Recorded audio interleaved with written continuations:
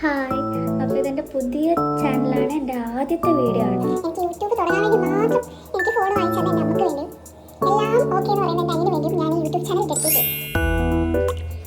ഞാൻ അവൻ്റെ അടുത്ത് പറഞ്ഞു നമുക്കൊരു യൂട്യൂബ് ചാനൽ തുടങ്ങാം. ബട്ട് ഫസ്റ്റ് കണ്ടീഷൻ ഈസ് ഫുഡാണ് അവൻ്റെ മെയിൻ. ആദ്യം ഫുഡ് വീഡിയോസ് ചെയ്യണം. ആദ്യം എന്ത് ചെയ്യണമെന്ന് വെച്ചപ്പോൾ കുറേ സാധനം പറഞ്ഞു, കേക്ക് പറഞ്ഞു, അത് പറഞ്ഞു, ഇത് പറഞ്ഞു.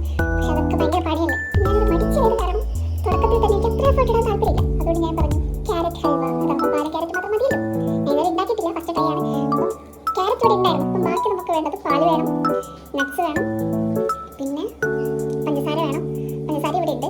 അപ്പോൾ പാലും നട്ട്സും നെയ്യ് വേണമെന്ന് തോന്നുന്നു. ഞാൻ നെയ്യ് വാങ്ങാൻ പറഞ്ഞിട്ട് അവരെ നെയ്യ് വാങ്ങാൻ പറഞ്ഞു വിട്ടിട്ടുണ്ട്. നെയ്യും പാലും വാങ്ങാൻ പറഞ്ഞു വിട്ടിട്ടുണ്ട്. അപ്പോൾ അതുകൊണ്ടാണ് ഞാൻ അടുക്കളയിൽ ഇതാണ് എൻ്റെ കുഞ്ഞ് അടുക്കള. അത് നോക്കാൻ വേണ്ടി അവൻ എന്നെ 3 പ്രാവശ്യം വിളിച്ചു. എന്നാലും സാരില്ല, നമുക്ക് അവൻ വാങ്ങിച്ചിട്ട് വരുന്നവരെ വെയിറ്റ് ചെയ്യും.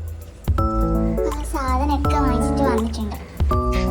അപ്പോഴേക്കും ഞാൻ ക്യാരറ്റൊക്കെ കഴുകി ഇങ്ങനെ വെള്ളത്തിൽ ക്യാരറ്റ് ഞാൻ മുറിച്ച് വെച്ചിട്ട് ഞാൻ അതിനകത്ത് ഓരോന്ന് എടുത്തിട്ട് ഗ്രേറ്റ് ചെയ്യാൻ വേണ്ടി തുടങ്ങി. പക്ഷെ തുടങ്ങിയപ്പോൾ അതിൻ്റെ കഷ്ടപ്പാട് മനസ്സിലായി. നല്ല പണിയാം. പിന്നെ എനിക്ക് വടിയായിട്ട് ഞാൻ അവനെ തന്നെ വിളിച്ചാൽ അവൻ നല്ല സ്പീഡിൽ ചെയ്തു. ഇതൊക്കെ എന്തെന്നാണ് അവൻ പറഞ്ഞുകൊണ്ട് നിൽക്കുന്നത്. ഞാനായിക്കോട്ടെ ചെയ്തോന്ന് പറഞ്ഞു. അപ്പോൾ അവനെ ഗ്രേറ്റ് ചെയ്ത് തന്നു. ഞാൻ എന്നിട്ട് നെയ്യ് ഒഴിച്ചു.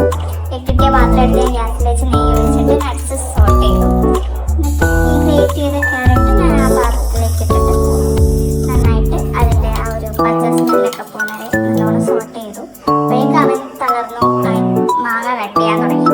അപ്പോൾ മാങ്ങ എടുത്ത് അവൻ അവൻ്റെ വഴിക്ക് പോയി. പിന്നെ അതിലേക്ക് കുറച്ച് പഞ്ചസാരയൊക്കെ ഇട്ട് കുറച്ച് പാൽ ഒഴിച്ച് നന്നായിട്ട് ബോയിൽ ചെയ്തു.